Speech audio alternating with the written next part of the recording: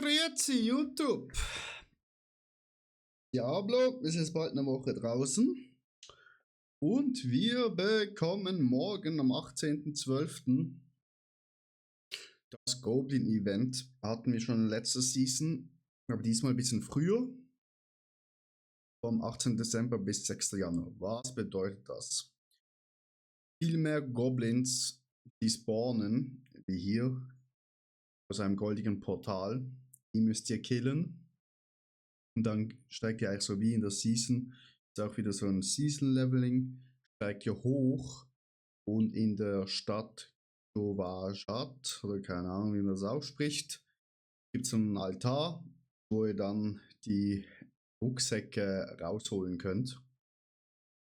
Allgemein gibt es einfach mehr Goblins. Das bedeutet, wenn ihr Pressure Breach habt, quasi einen Dungeon mit Goblins, behaltet den noch bis morgen und öffnet ihn dann dort, weil zu 99,9% wird es so sein wie letztes Mal, dass da mehr Goblins drin sind, und auch beim Mythic Dungeon könnte es sein, dass mehr Goblins drin sind anstatt nur einen, aber andere hatten ja auch jetzt schon Glück, dass sie mehrere drin hatten mit den Mythics. Also behaltet das auf bis morgen, wichtig. Richtig geil, bekommen wir deutlich mehr Loot, können wir richtig nochmal unsere Ausrüstung pushen. Plus, weil ja Weihnachten vor der Tür steht, gibt es auch beim Feiertagsgeschenke des Baumes.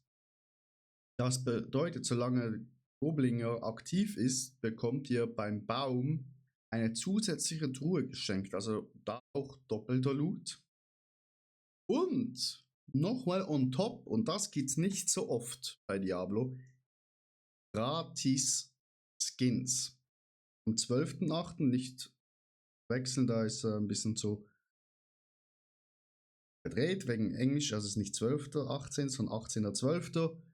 Gibt es ein Rückenaccessoire, am 19.12. ja, Stab und am 20.12. ein Mount. Also bleibt dabei und wir sehen uns drin.